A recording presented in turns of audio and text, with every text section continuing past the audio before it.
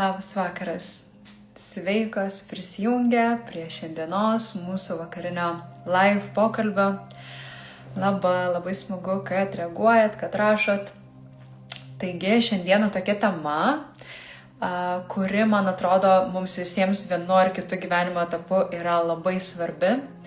Tai yra apie praeitį ir apie gebėjimą paleisti praeitį. Žinot, labai dažnai sako žmonės, gyvenk čia ir dabar, mėgaukis dabartim, paleisk, būk šiame momente. Bet ar iš tikrųjų mes galime būti šiame momente, jeigu mūsų kūnas gyvena praeityje, jeigu mūsų mintis nuolatos grįžta į praeitį, jeigu nuolatos sukame tas pačias istorijas savo viduje, savo sapnuose, bendraudami su dabar esančiais žmonėmis, projektuojame ant jų, perkeliame ant jų savo vaikystės globėjus, savo praeities partnerius ir taip toliau. Tai būtų įdomu išgirsti, kas jūs patraukė šiandieną būti čia, kodėl šita tema jums surezonavo, galbūt, jeigu galite parašyti bent vieną sakinį, būčiau labai dėkinga, žinočiau, kaip pakreipti šiandienos mūsų pokalbį, kuria linkme, kad jums būtų aktualu. Šiandien aš pasidalinsiu su jumis signalais, kurie padeda pamatyti, kad jūsų kūnas ir jūs vis dar gyvenate praeityje. Ir aš esu Diana Vind, esu Gestalt psichoterapijos praktikė, praktikuojanti kiekvieną dieną su klientais asmeninėse sesijose bei porų terapijoje. Ir mano pagrindinis darbas yra padėti žmonėms išsilaisvinti iš jų vidinių demonų, iš jų vidinių skausmų, baimių, nerimo, kad jie galėtų judėti toliau ir kurti tą gyvenimą, apie kurį jie svajoja, bet kažkodėl, kurio nepavyksta sukurti. Ir tam yra priežastis, tam yra labai aiškus paaiškinami, labai aiškios priežastis, kurias galima atrasti, kai tyrinėjame giliau su klientais asmeninėse sesijose. Tai dėl to šiandien nusprendžiau pasidalinti su jumis, nes man asmeniškai, mano gyvenime labai stipriai padėjo šios psichoterapijos technikos, kai aš jas atradau ir pradėjau taikyti savo gyvenime, bei puikiai žinau, kad jos veikia, nes taikau jas su savo klientais diena iš dienos.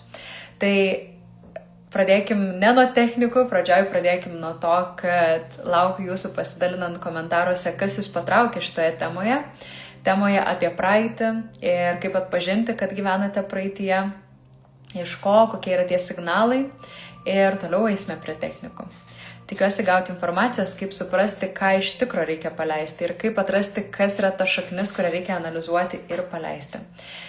Tai iš tikrųjų didžioji dalis net ir terapijos, pavyzdžiui, Gestalt psichoterapijai mes dirbam nemažai čia ir dabar. Tai reiškia, su klientais susitinkame šiame momente, tame, kas kyla jiems šioje savaitėje, šioje dienoje ir nebūtinai per daug knisinėjomės po praeitį.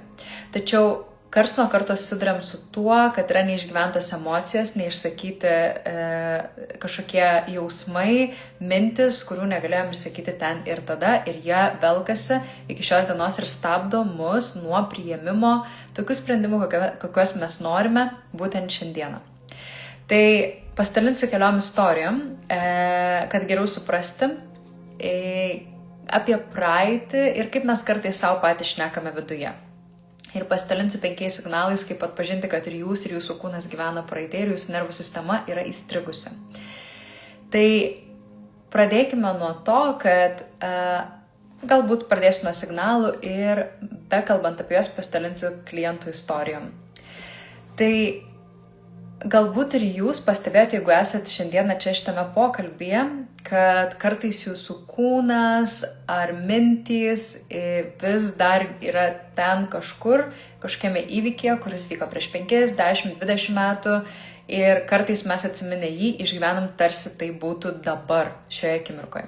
Mano močiutė 50 metų išgyveno tos pačius jausmus po skyrybų. Jinai iki šiol kalba ir nuolatos sukuria savo tos pačius hormonus sukelia, tos pačius hormonų kokteilius savo viduje, ji nuolatos treniruoja tą pačią istoriją savo mintise, taip prisirišdama dar labiau prie to naratyvo ir gamindama savo kūne vis tos pačius kortizolio, adrenalino kokteilius, kurie ją riša prie kančios, prie nuolatinio nerimo. Tai pavyzdžiui, viena mano klientė, kaip tik šią savaitę dirbam kartu, Ir jinai sako, aš negaliu, kaip aš galiu įti į tą patirtį, tai buvo 19 metų, prieš 19 metų, jos jau nėra, bet kai tik pradeda apie ją kalbėti, jinai pradeda verkti, jos kūnas įsitempia, jinai sukryžiuoja rankas kojas, sėdi taip, dėl to, kad jos kūnas išgyvena tą situaciją, vien atsiminus, tarsi tai vyktų čia ir dabar, ir jos visas kūnas pereina į gynybą, nes jai labai skauda. Tai ar tai buvo prieš 19 metų, ar tai buvo prieš 30 ar net prieš 50 metų, nesvarbu, kada buvo kažkoks įvykis praeityje, ar žmogus sutiktas, kuris labai stipriai įsiržė mumise, mes tai išgyvensime kūnu čia ir dabar, jeigu nebūsime paleidę tų emocijų. Tai ką reiškia paleisti emocijas? Tai reiškia, kad aš leidžiu savo jausti tai, ką jaučiu ir neracionalizuoju. Labai dažnai žmonės racionalizuoja vietoj to, kad išjaustų. Duosiu pavyzdį. Jūs tarkim, suerzino jūsų vaikas, bet tada ateina protas ir sako, nu gerai, jisai mažas, tai ko tu čia nervinės, nėra ko. Ir jūs tarsi nurijat tą savo erzulį ir pykti. Nes tarsi nėra ko, jis yra mažas vaikas, aš negaliu ant jo pykti, aš neturiu teisės pykti. Arba, labai dažnai tai būna su tėvais.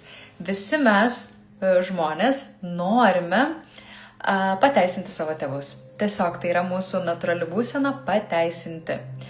Bet kol mes neišpykstam, kol mes neišjaučiam visų tų jausmų, kol mums nebuvo leista vaikystėje, nes galbūt vaikystėje mes susieržinom, supykom, mumise sukilo ugnis, bet tėvai sako, raminkis, patylėk iki kambarį, užsidaryk duris, pabūk vienas ir, žodžiu, mūsų atstumia su mūsų pykčiu ir mes išmokstam, kad pykčio negalim reikšti ir turim visada susirinkti į savo vidų. Dar tėvai, ką nors pasako, kad tu amžinai piktas arba tu tai čia pas mus esi reiksnys ir tas vaikas užsidaro savo viduje.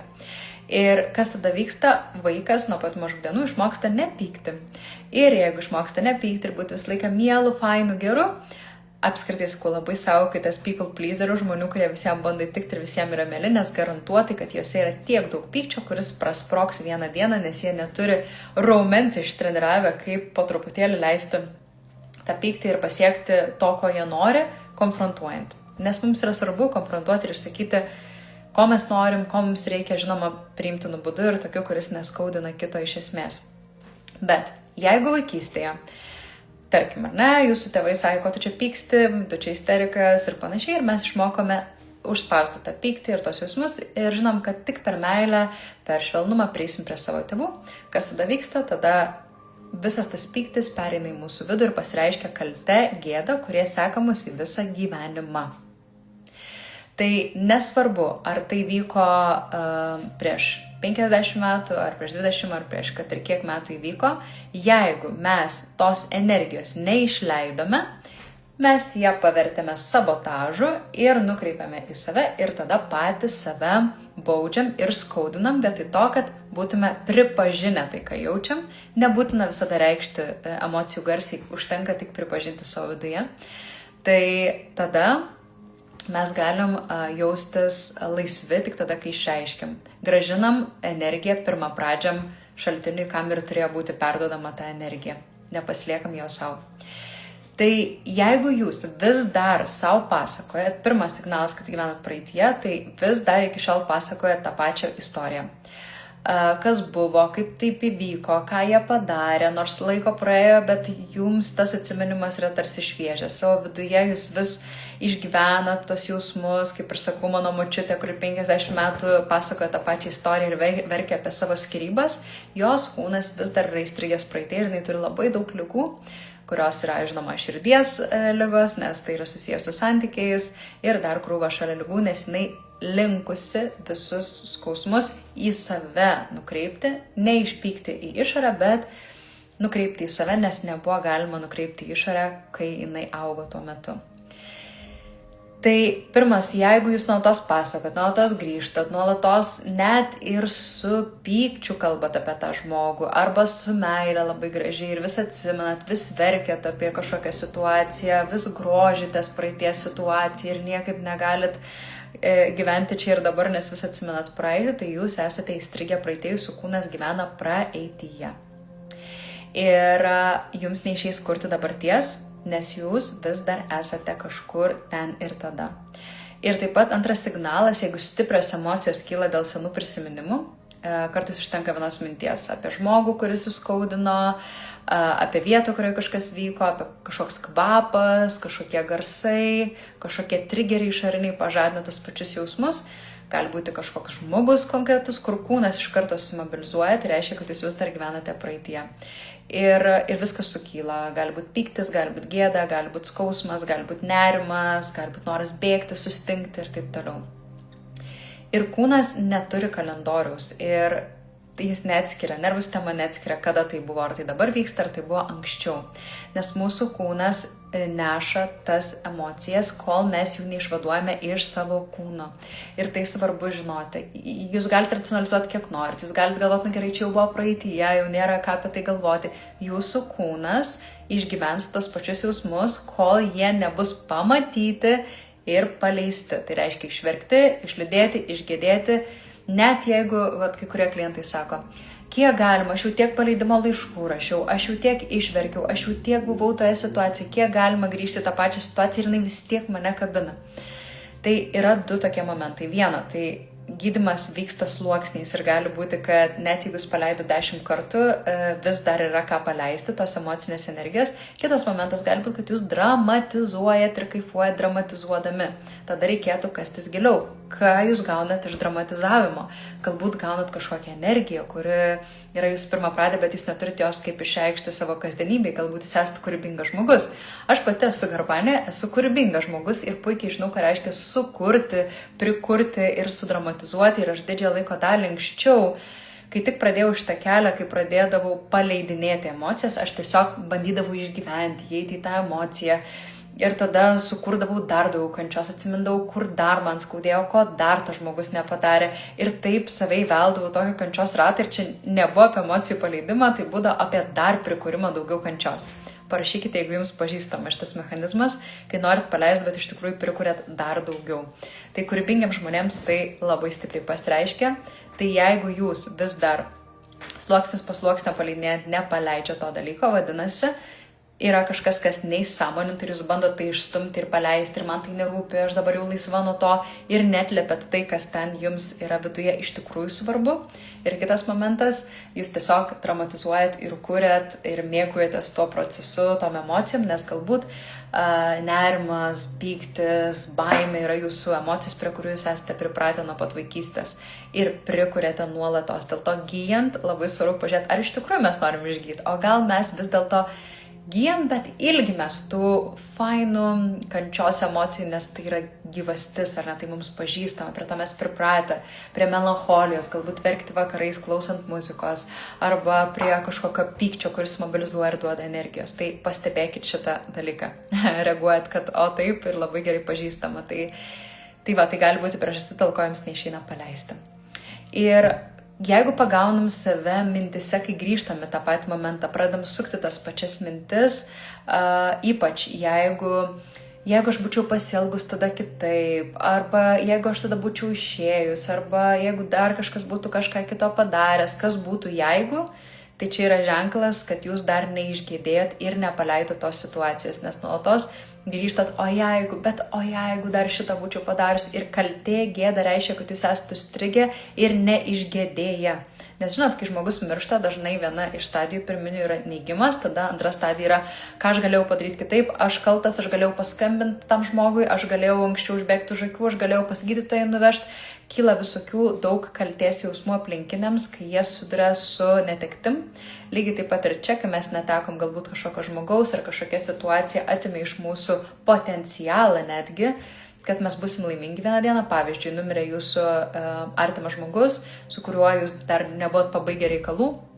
Galbūt taip ir nenuėjote tą teatrą, kurį planavot ilgai, galbūt taip ir neišsikalbėjot giliai, galbūt neužmesgėt kontakto, apie kurį norėjot ir svajojot, bet ilgą laiką jums vis atidėliojot, kad vieną dieną mes praleisim daugiau laiko ir suartėsim emociškai, bet staiga to žmogaus nebėra ir jūs išgyvenat didelę kaltę, kad galbūt galėjot anksčiau, kodėl nesugebėjot ir taip toliau. Tai reiškia gėdėjimą ir tą labai svarbu paleisti, nes to žmogaus nebėra ir svarbu įprasminti kažkokiu kitu būdu tai gyvendinti ir paleisti, nes jūs jau to nepadarysit, tai kam gyventi praeityje, kuri niekada neįvyks. Tai jeigu vis mintise kyla, aš galėjau taip, galėjau anaip, vadinasi, jūs dar esate praeitie ir esate neišgėdė, nepaleidę kažkokios savo istorijos iš praeities. Ir taip pat dar vienas signalas, kad jūs gyvenat praeitie, tai žmonės ar situacijos, kurios trigerina. Tai va yra kažkokie specifiniai žmonės, kurie nuolatos jums iškelia kažkokius emocijos, jausmus, kažkoks tai balsas, ar ten, kad čepsi kitas žmogus, ar ne. Arba užtrunka partneris negrįžta namo tinkamu laiku ir jums jau pikta, jau panika kyla. Arba jeigu partneris taip biškai pakelia balsą, jau jumise kyla nesaugumas, nes tikriausiai primena vaikystės tėvų barnį, kai jie pykdavo ir jūs jautėtės nesaugiai. Tai visa tai reiškia, tas trigeris kaip užuomina, kad jūs dar gyvenate praeityje. Nes trigeris kalba apie energiją, kuri neišsilaisvino jūsų kūne ir atsiranda žmogus, kuris ateina ir krapšto tą vietą. Ir tai yra taip nemalonu ir faktas, kad mes nenorime tame būti. Ir staiga dažnai atsiranda tokie kūno pojūčiai, prakaitavimas, širdies plakimas stipresnis, kažkokia įtampa šalia kažkokio žmogus būnant, neišeina išbūti, ištoleruoti ir dažnai tai būna perkelimas arba projekcija. Ką žinot, kas yra perkelimas arba projekcija, parašykit komentare. Kuo skiriasi? Perkelimas ir projekcija. Kai mes perkeliam ant žmogaus kažką arba projektuojam ant jo kažką. Ar esat girdėję šitus terminus? Duokit žinoti. Ar jums pažįstami šie terminai iš viso, ar man reikėtų apie juos daugiau truputėlį prasiplėsti? Kas yra perkelimas ir kas yra projekcija ir kaip tai susiję su mūsų praeitim ir kodėl mes nepaleidžiam savo praeities? Ar pažįstami šitie terminai?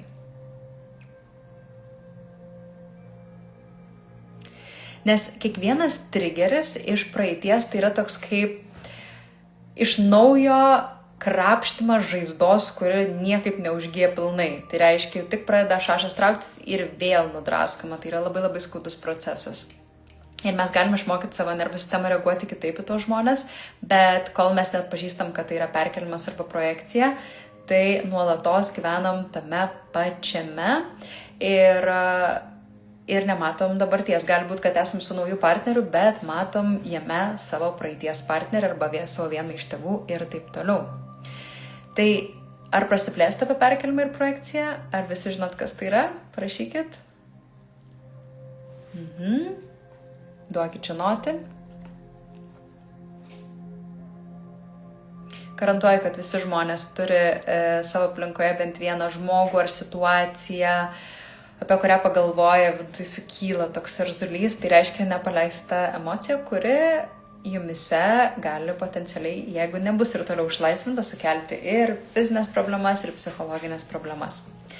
Taigi, pasakokit, sako. Tai perkeliamas nuo projekcijos skiriasi tuo, kad mes, super, jau pažįstami terminai, bus gerai ir pakartoti. Vėliau, praplėsti, žinomi tik terminai, bet nors giliau išgirsti. Prasiplėsk, ačiū. Tai projekcija reiškia, kai aš projektuoju ant kito žmogaus savo paties paslėptas emocijas, savybės, kurių nepriimu ir noriu išstumti iš savęs. Tai projekcija pasireiškia taip. Pavyzdžiui, aš jaučiuosi pavargus, bet nemoku atsipalaiduoti, neleidžiu savo atsipalaiduoti. Mano partneris grįžta iš darbo ir aš sakau, tu greičiausiai pavargęs, eik pailsėti. Tarsi aš projektuoju ant jo, kad jisai pavargęs, nors iš esmės aš pavargus ir norėčiau pailsėti, bet aš savo neleidžiu. Tada aš priverčiu savo partnerį eiti pailsėti, tik tada galiu pailsėti legaliai, nes čia ne aš pavargus. Čia mano partneris, kadangi jis ilsisi, pailsėsiu ir aš. Arba, pavyzdžiui, projekcija gali būti žmogus patyręs išdavystę praeitie. Labai dažnas šitas dalykas dirbant su porom. Patyręs išdavystę praeitie ir dabar jisai šitame santykyje naujame ateina ir sako, tu mane išduosi, tu čia pastovis kažkokiais barnais susirašinėjai ir taip toliau. Bet tai nebūtinai reiškia, kad tai tik dėl to skausmo, kurį jis patyręs praeitie, nes tai reikštų, tai būtų nebe projekcija, tai būtų perkelimas, ne? Tai dabar kuo skiriasi perkelimas nuo projekcijos? Vyras projektuoja ant moters, kad jį išduos. Jeigu jis yra patyręs praeityje išdavystę, jis perkels savo buvusią partnerę, kuri jį išdavė, ant savo dabartinės moters, taip tikėdamasis, kad jinai yra tokia pati, kaip ta jo praeities moteris. Projekcija reikšis taip, kad tas vyras pats yra išdavęs praeityje moterį ir jisai žino, ką reiškia išduoti, dėl to bet jis nenori tos dalies savyje pripažinti ir tada jis sutinka moterį ir sako, tu mane išduosi, tu ten su kitais bernais bendrauji.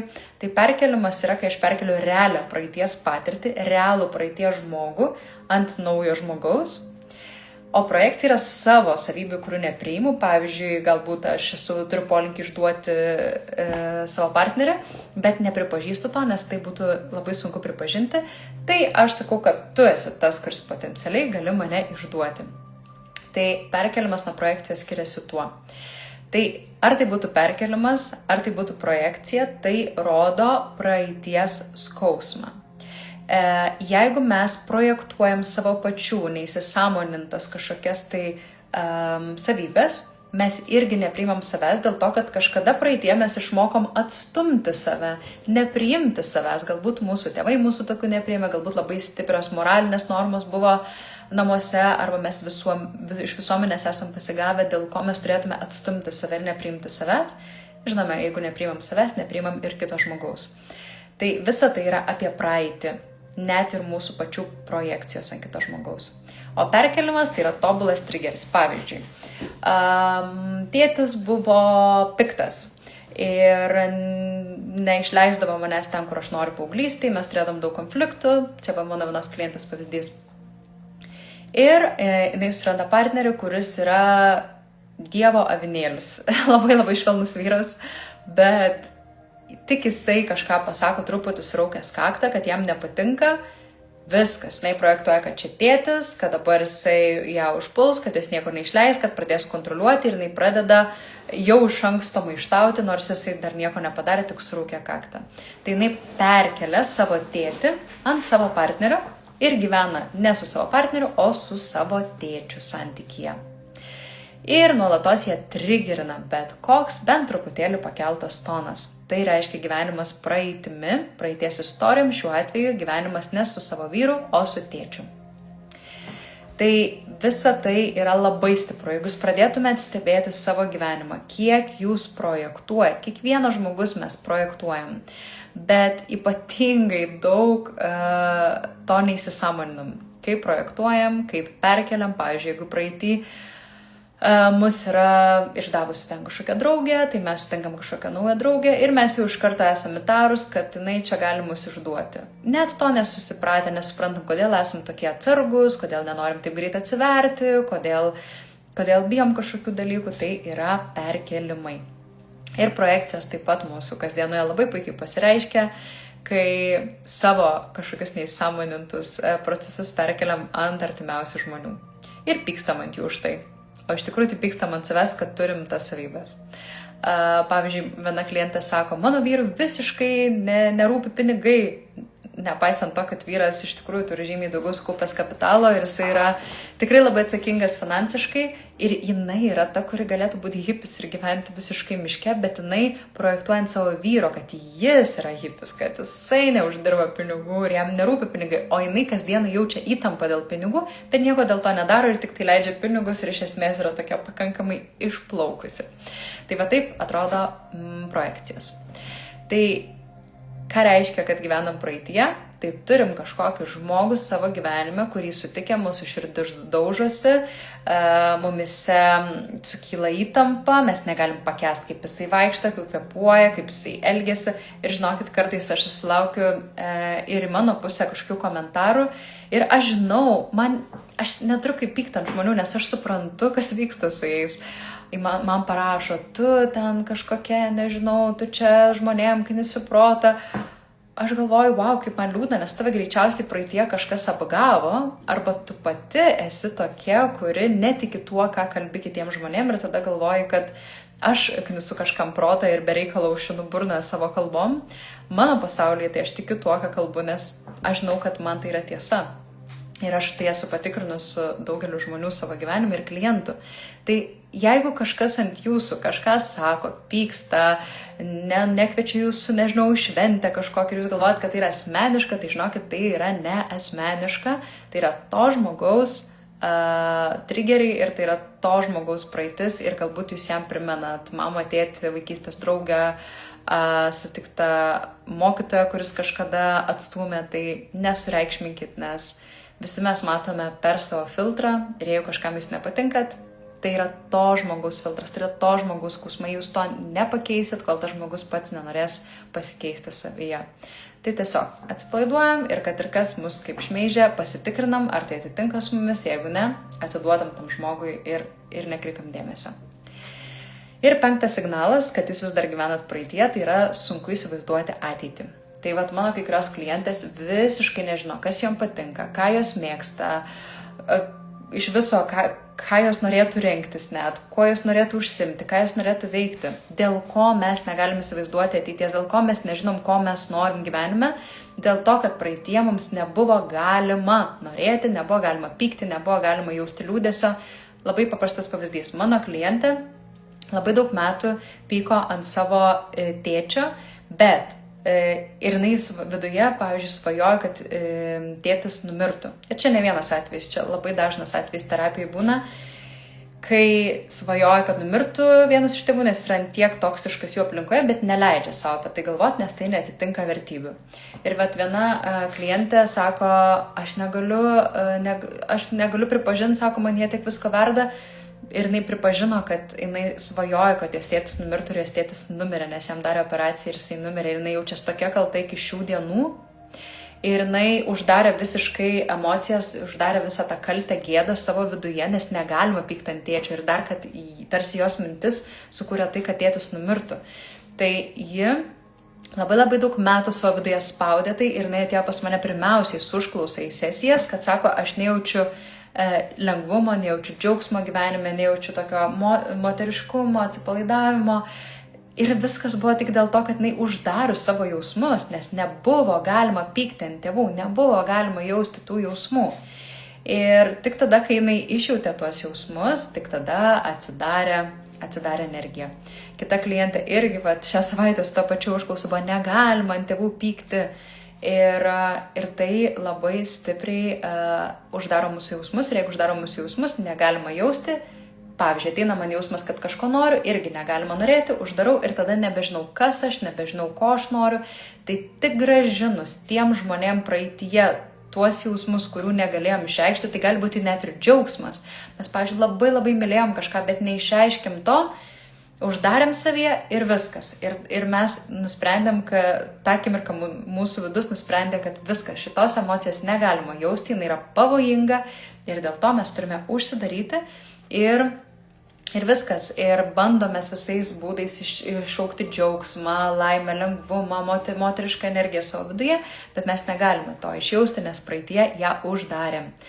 Tai jeigu vis dar gyvenat praeityje, tai faktas, kad ir dabartyje ir ateityje nejausite džiaugsmą ir galvojant apie ateitį, atrodys tuščia, atrodys, kad mano gyvenimas sustojo, atrodo, kad galvoju apie ateitį, bet užstringu ties praeities vaizdais, atsisau, kaip man praeitį nesisekė, tai kam čia man iš viso kažką stengti šiame gyvenime, jeigu man praeitie taip nepasisekė, tai aš nekursiu nieko ir į ateitį, nes tai yra niekur nevedantis procesas, nes man vis tiek nepasiseks. Šitas jausmas, šita mintis taip pat ateina iš to, kad aš nepaleidus praeities istorijų ir vis dar grįžtu ir jas perkeliu į dabartį, nors dabartyje galbūt visiškai kita situacija yra negu ten praeityje.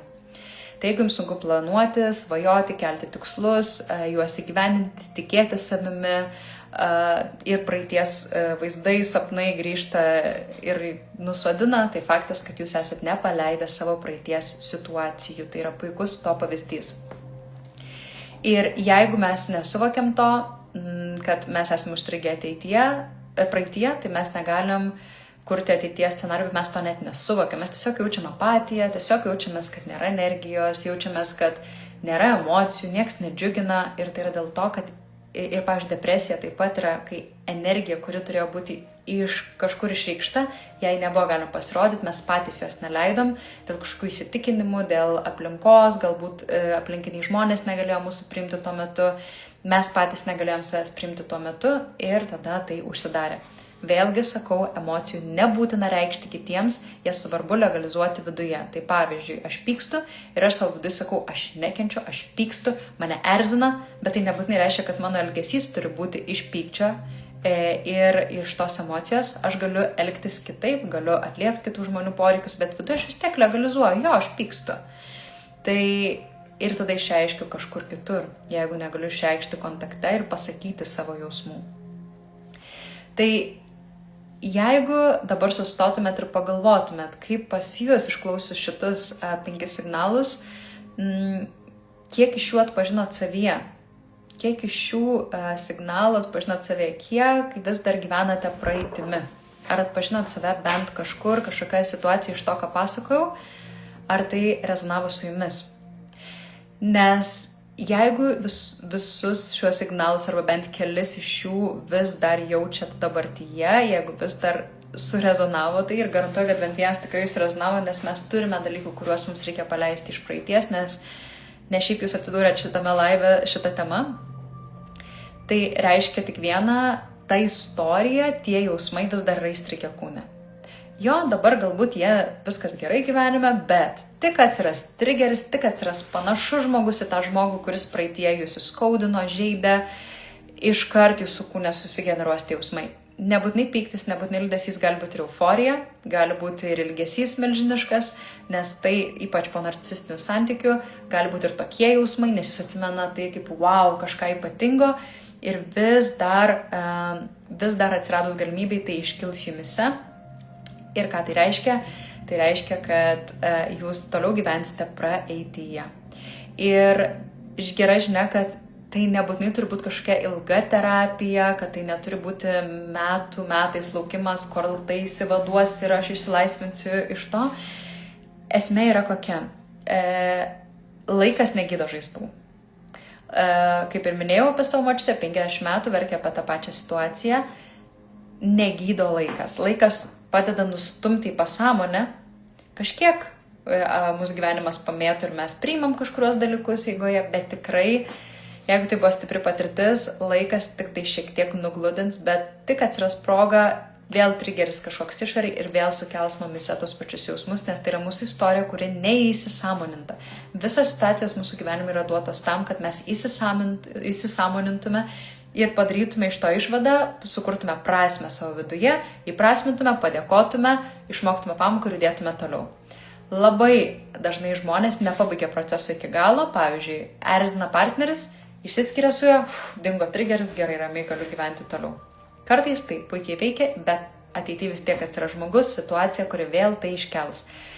Nebūtina spręsti situacijos, jeigu jį jums netrukdo, bet jeigu jaučiat, kad vis grįžtat, kad vis ta situacija prasisuka, kad vis žmonės jums tai primena, kad jūs neadekvačiai reaguojate tam tikras situacijas, tai reiškia, kad jūsų kūne vis dar tai gyvena ir kol jūs to neatliepsit, tai ten ir tūnos viduje ir vis reikšis per jūs. Ir nebūtina metais terapijos, užtenka kelių praktikų. Ir man asmeniškai padėjo pagrindė 3 praktikos, su kuriom aš ir pasidalinsiu su jumis. Tai tos 3 praktikos yra per kūną ir per protą, nes aš asmeniškai labai dažnai mėgstu eiti per protą, aš esu pakankamai mentali ir dabar žmonės labai protai yra užstrigę, labai daug žinom visokių teorijų, visokių tai technikų, kaip čia reikėtų mąstyti, bet jeigu mes nesustom ir sąmoningai neskiriam tam laiko, kai neprabėgom, ne mašiną važiuojant pagalvojam, ar ten paklausom ką nors, ne einant gatve, bet tai tikrai atsisėdam ir paskiriam sąmoningą laiką tam, tai tiesiog vėl prašliaužia kažkur. Tai kai klientam mano sukyla kažkokie tai labai stiprus jausmai, aš džiaugiuosi ir trinu rankom, žinau, kad jiems yra labai nemalonu, bet aš žinau, kad čia gali vykti perversmas ir čia gali vykti pokytis. Nes tik tada, kai jau sukyla taip, kad atrodo negaliu niekur pabėgti, gali vykti naujas proveržis jų gyvenime. Reiškia, sena nebetarnauja ir dabar gali išvirti tos emocijas, jos išsivaduoti ir gimti nauja jų versija. Ir taip dažniausiai būna ir aš labai džiaugiuosi, kai tai atsiranda, tai yra aukso akimirkos. Nes taip gali žmogus eiti į terapiją, kalbėti protingai, racionaliu protu, bet kai vyksta ašos, kai vyksta katarsis, kai žmogus sutinka su savo giliausią versiją, tai tada įvyksta tas iš tikrųjų išsivalymas. Kartais iki to reikia eiti pusę metų, metus, nes kai kurie žmonės turi labai stiprius pasipriešinimus. Ir aš tikrai išmokau gyvenime nelaužyti žmonių. Laužimas niekada neveikia. Dėl to kviečiu ir jūsų nelaužyti savęs, neiti į praeitį tik tam, kad kapstyti, tik tam, kad ten traukti kažką.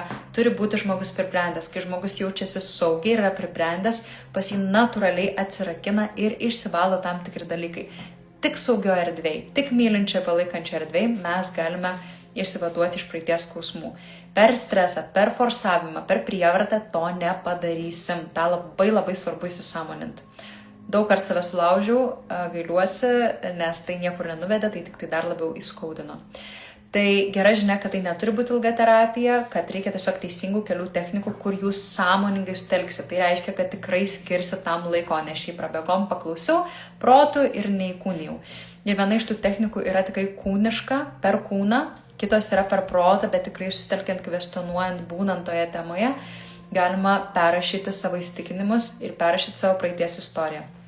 Kai aš kalbu apie perrašymą praeities istorijos, aš nekalbu, kad to nebuvo, fantazuot, kad tai nebuvo perrašyti istoriją ir sakyti, ne, čia buvo visiškai kitaip. Faktas, kad net ir perrašant daug kartų istoriją, mūsų smegenys nebeatsimena, kokia buvo ta pirminė istorija, nes ta istorija, kurią mes pirminę pasakojame, jinai irgi yra melas, nes mūsų smegenys iškraipo tūkstančius kartus. Kiekvienu pasakojimu mes iškraipom faktus. Mes neatsimenam, kaip buvo. Mes atsimenam tik labai labai mažą dalelę to, kas vyko praeityje. Ir aš bestudijuodama psichologiją, man buvo didelis šokas suvokti, kad didžioji dalis mano atsiminimų yra melas iš praeities, iš vaikystės. Tai yra absoliutus melas.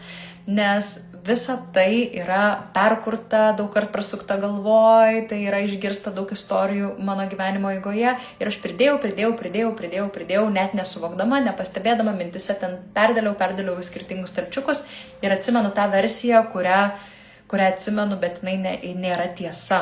Taip, kad mes gyvenam praeitim, kurios niekada nebuvo ir ji mus skaudina iki šiol. Mus skaudina tai, ko niekada nebuvo, ką mes savo nusipešėm eigoje. Tai jūs įsivaizduokit, kokie mes melo ir iliuzijų pasaulyje gyvenam. Tai visos jūsų praeitis yra įrašytos ir perrašytos tūkstančius kartų ir jūs galite perrašyti dar 1000 kartų, bet tokia eiga ir tokia linkme, kuri jums būtų tinkama, maitinanti jūs ir jūs gydanti, o neskaudinanti. Tai, kai sakau perrašyti praeitį, iš tikrųjų mes ją galime perrašyti sąmoningai, darydami technikas ir iš tikrųjų perraštami ir mes atsiminsim visai kitokią savo sąmonėje tą patirtį po daug perrašymo. Arba galime perrašyti skirtingom technikom, kuriomis ir dalinsiuosi su jumis. Tai būtent pirmadienį prasideda mūsų šitų technikų praktikumai ir tai yra 3 labai stiprios technikos ir mes nekalbėsim, mes darysim ir tai yra tikrai labai kūniškas patyrimas ir tai bus intensyvus patyrimas, tai tiems, kurie yra pasiruošę, tai tuos ir kviečiu. Ir kiekvieną savaitę su aiškiu žingsniu, praktika, namų darbais, mano vedimu. Ir jeigu norit pagaliau ne tik suprasti, nes mes tiek nešiojame supratimo, kaip ir sakau, aš asmeniškai kaip terapeutė, aš tiek visko žinau apie save, aš galiu per visokias teorijas, filosofijas išsianalizuoti save, bet ar tai keičia ką nors? Ne, nebūtinai. Nes kol neįvyksta per kūną paleidimas, kol neįvyksta emocijų įsisąmoninimas, kol nevyksta suvokimas, o ne tik supratimas, mes galim galvoti, galim laukti, kol laikas išspręs situacijas, ko jis nepadaro, kaip jau išsiaiškinom, jisai tik tai nugludina ir nubukina, bet nepaleidžia mūsų praeities situacijų, tai kol mes nesimsime aktyvių veiksmų, tol mus ir valdys mūsų praeitis ir praeities istorijos. Tai ir aš tikiu, kad jeigu simsite šito proceso, šitas 3 praktikas padarė, gal net ir 4, turiu dar vieną labai ypatingą, nežinau, kiek spėsim per kursą, tai aš tikiu, kad jūs būsite kitas žmogus ir jūs savo mintise suksit jau visiškai kitą istoriją. Ir aš žinau tai, nes aš tai padariau savo praeityje, apie savo praeitį. Ir aš pradžiaučiaus tokia auka, vargšė, nukentėjusi, nes turėjau labai stiprias patirtis. Tai viena buvo patyčios vaikystėj, o kita buvo mano skyrybos, kurios buvo labai skaudžios ir aš gal 7 metus niekaip negalėjau paleisti. Ir tik tai tada, kai atlikau šitas praktikas, man jie pasileido ir atsirado žymiai daugiau energijos. Aš jaučiuosi, kad turiu žymiai daugiau energijos, galiu kalbėti prie žmonės ir gali iš manęs tyčiotis kaip nori, bet aš jaučiuosi rami savo viduje, nes aš suvokiu, kad tai yra tų žmonių skausmas. Ir aš suvokiu, ką man davė daug ta mano patirtis, ką aš esu patyrusi vaikystėj ir ką esu patyrus vėliau savo gyvenime, nes aš ją perrašiau ir įprasminau visai kitaip, negu tuo metu iš aukos pozicijos man atrodė. Tai aš būtent ir darau šitą kursą nuo pirmadienio, kuris vadinasi perrašyk savo praeitį ir įgalink save. Ką reiškia įgalinti? Tai reiškia, kai grįžtu į savo galią, kai savo galios netiduodu žmonėm, kurie mane skaudino, netiduodu žmonėm, kurie su manim netinkamai elgėsi. Viena mano klientė, jai apie 60 metų kažkur, ir jinai tiek metų gyveno su patirtim, kad ją vaikystėje buvo išprievartavę ir ne vieną kartą, ir prievartavo jos patėvis. Ir jinai visą gyvenimą jautės tokia sugniuždyta ir santykiai nelabai klostėsi. Jinai ten turi vieną dukrą, bet su vyrais jai labai sunku. Ir jinai tik tai padarė šitą praktiką, po tiek metų jinai sako, o Dieve mano, sako, aš jaučiuosi, kad aš vėl turiu savo galę. Aš sugrįžinau savo galę ir sako, jeigu aš būčiau anksčiau savo gyvenime, tai kiek aš būčiau visko nuveikus, dabar jinai keliauja po pasaulį, žodžiu, šoka, gyvena pilnavertį gyvenimą, iki tol buvo tokia pakankamai užsispaudusi. Tai niekada nevėlu, niekada nevėlu. Tiesiog reikia sąmoningo laiko, reikia pribrendimo, reikia savo pasiryžimo ir tikrai galima peršti net baisiausias situacijas, į kurias net nesinori pažiūrėti, net baisu pažiūrėti. Yra labai daug įvairių technikų, kaip galima prieiti prie savo pasąmonės ir perrašyti, kad įgalinti, nes mūsų galia visada yra mumise, tik ją uždangsto ir atima iš mūsų kiti žmonės, kurie mūsų skaudina, kurie prieš mūsų valią padaro kažką, kurie, kai mes esam pažeidžiami, išnaudojamus, kartais net ir to nesuprasdami, kartais sąmoningai. Ir mes viduje jaučiamės tokie aukos, kažkokie nevykėliai, neverti meilės, neverti sėkmės ir taip toliau.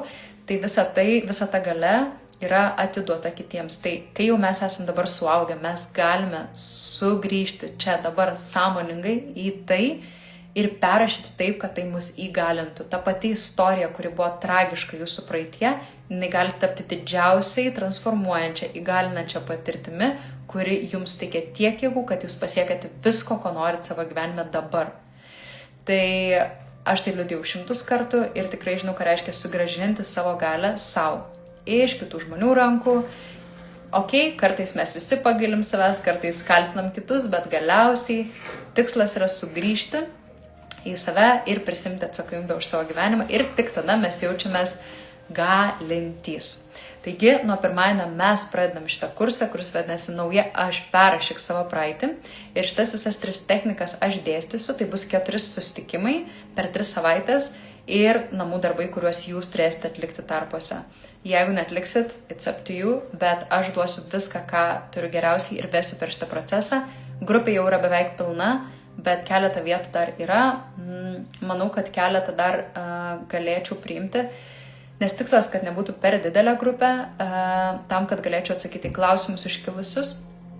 Bet tikrai, jeigu esat pasiruošę, jeigu galite skirti laiko tam, net jeigu labai baisu, laikys jūs už rankos. Vienas iš pasiūlymų yra turėti šitą kursą su mano asmeniniu vedimu, tai turėti vieną asmeninę sesiją, per kurią aš padėsiu tai praeiti. Bet tikrai tai bus labai stiprios praktikos, jeigu jūs jas darysit, žinoma. Jeigu nieko nedarysim, tai bet kas gali bet ką mums kalbėti, mes galim tik paklausyti, per vieną ausį, per kitą išėjo, jo kažkada ir viskas. Bet kiek galima gyventi praeitim, kiek galima jaustis bejėgių, grįžti į situacijas, apverkti jas, dramatizuoti, būti auka. Kartais visiems smagu tai pabūti. Bet kam tai daryti nuolatos? Kodėl švaistyti savo gyvenimą? Mes galim sukurti. Dabar yra visos sąlygos, mes turim viską gyvenime, kad sukurtume gyvenimą, kokio norim. Ir vienintelis, kas mus stabdo, tai mūsų mintis, įsitikinimai ir mūsų praeities istorijos. Vieninteliai dalykai, tai yra mes patys savo. Tai ar bus galima dalyvauti tiesiogiai, liks įrašai, dalyvauti tiesiogiai, tai bus pirmadienio susitikimai, nuo ateinančio pirmadienio, 3 susitikimai ir 4 ketvirtadienį. Ir įrašai liks, tai jeigu negalėsite dalyvauti gyvai, bus įrašai, viską perklausysit, instrukcijas išgirsit, vedimą išgirsit ir namų darbų taip pat gausite, viskas bus sukelta sistemoje, jau dabar yra sukelta, bet atsirakins tik tada, kai prasidės kursas, po truputėlį savaitę po savaitės. o įrašus taip pat įkelsiu, jeigu nepavyks sudalyvauti. Žinoma, rekomenduoju dalyvauti gyvai, bet jeigu nepavyksta, visą tai jūs gausite. Ir kaip ir minėjau, yra pasiūlymas su mano asmeniniu vedimu, tai yra viena papildoma asmeninė sesija. Tai asmeninė sesija vyks prieš kursą ar kurso metu, tai žinoma kurso metu. Ir kurso metu, nežinau, ar man leisi kelti nuorodą. Tai čia yra kurso nuoroda, įdėjau komentaruose. Ją galite rasti ir mano Instagram bio.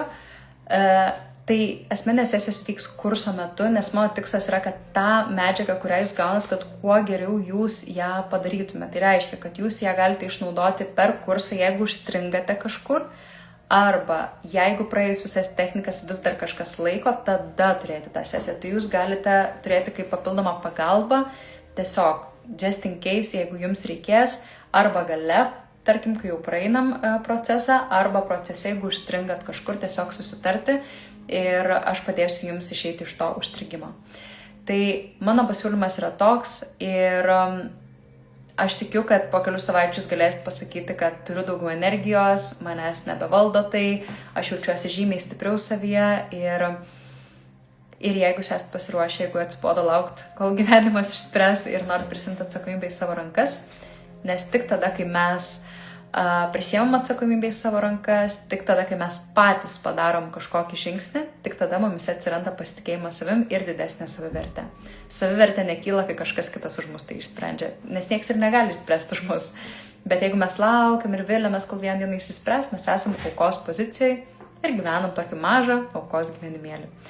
Taigi kviečiu jūs išsilaisvinti iš kančios, sukurti savo naują versiją, kuri nebėra praeitie, skausme, kančioje, aukos būsenoje, yra įgalinta ir stipri ir gyventi gyvenimą, apie kurį visada svajojat, bet kažkodėl delsėt. Tai lauksiu jūsų prisijungiant nuo pirmadienio kurse ir dabar ačiū jums, noriu pasakyti ačiū, kad buvot, kad klausėt, galbūt įsivertinat save naujai, galbūt gavot kažką naujo savo arba tiesiog priminimą arba motivaciją, kad galbūt užtenka delsti, tai tikiuosi, kad mano šitie žodžiai nebuvo įkvojami šiaip sau, bet buvo naudingi jums ir jūsų augimui šiame sąmonėjimo kelyje.